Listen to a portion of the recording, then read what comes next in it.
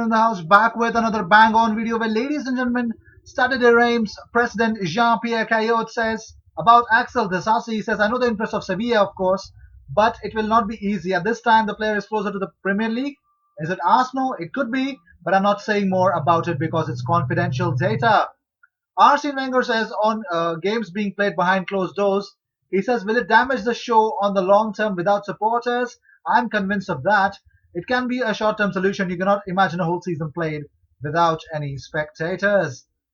Well, let's see. Obviously, that is a far fetched scenario, but let's see how that will turn out for Arsenal or any other club. But moving on, Arsenal and Bayern Munich are interested in signing Borussia Mönchengladbach's 23-year-old Swiss centre-back Nico Elvedi, who has just a year left on his contract. Let's see how that will turn out. Alex Song has owned up to being a waster during his time at Arsenal. Having left for Barcelona in 2012, he is now a free agent after being sacked by Swiss club Sion. He says, most footballers live beyond their means. I was at Arsenal for 8 years, but only began to earn a good living in the last four. That was because my salary went up a lot, but also because I came to realize what a waster I was. I would go to training and see Thierry Henry, the king, turn up in an absolute gem of a car. I told myself I wanted the same car at all costs. I went to the dealership, signed the papers, and arranged to pay for it by standing order. And just like that, I had the same car as the king. But I swear that I had to hand the car back inside 2 months. All my money was going on filling it with petrol. During my entire time at Arsenal, I couldn't even save £100,000 while people thought I must be a millionaire. When Barcelona offered me a contract and I saw how much I would earn, I didn't think twice. That is that's oh my god, I mean that's unbelievable, isn't it? But moving on, well, Premier League games are set to be shown for free on TV from mid-June to stop people going out.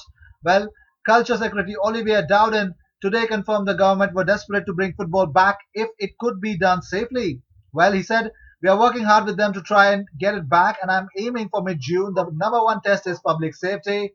I'm hoping that we can have something a bit more ambitious with some more free-to-air matches available so people can watch from home, because that is what is definitely good. That would be great, isn't it?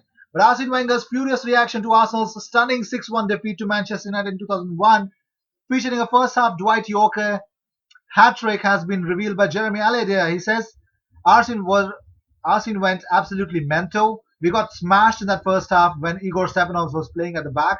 It was a joke. Andy Cole and Dwight Yorke were absolutely killing us. I wasn't even in the squad. I was just there as the 19th man or something. And when I saw him losing it like that, I was like, wow. I'd never seen him going that crazy before. He was throwing bottles across the room. They were going everywhere. He was shouting and swearing, and Wenger never usually swear. He was just going absolutely mental. He wasn't doing it at anyone in particular because he didn't want to start pointing fingers, but he was just going crazy for about 5 minutes before he started to calm down a bit. And that is exactly, you can understand how difficult it is to be a manager, isn't it? Well, moving on.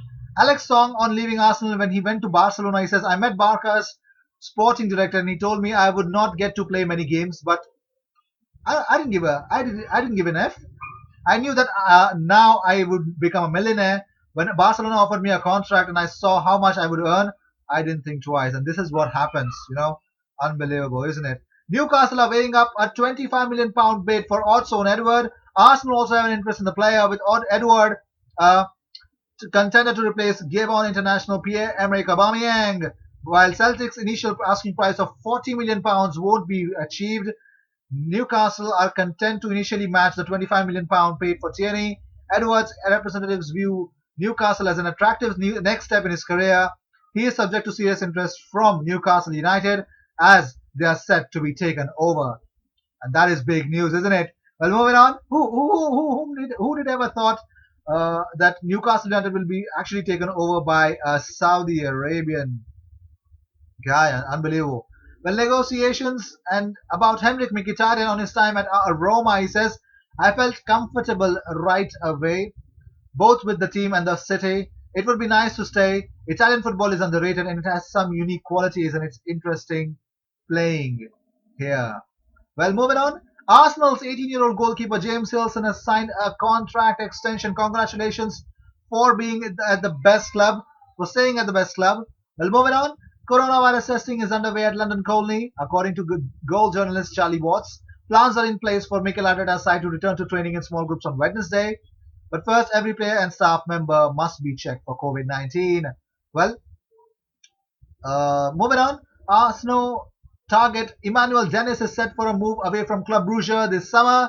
His managers confirm. Brugge boss Felipe Clement has confirmed the deal for the striker is likely. He says it is very likely that Dennis will leave. He can also count on a lot of interest. It is the time for him to take a new step.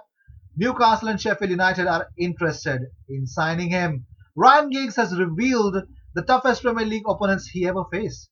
Arsenal side of 1998-99 fell short in terms of beating Manchester United to the title, but the Welshman feels they could do everything. He says, obviously at the back, the famous back five, but in front of them had a bit of everything. They had power, they had pace, imagination with Dennis Bergkamp, goals and penetration with Nicolas Anelka. I agree with Gary Neville, they were the toughest team to play against. I mean, Jose Mourinho's Chelsea team were tough in a different way.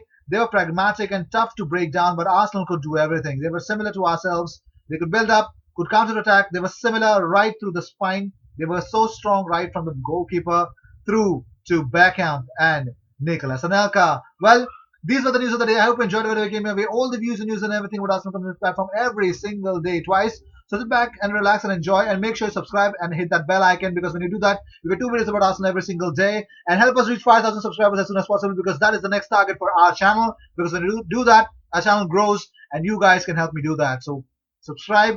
I'll see you in my next video. Until then, cheers.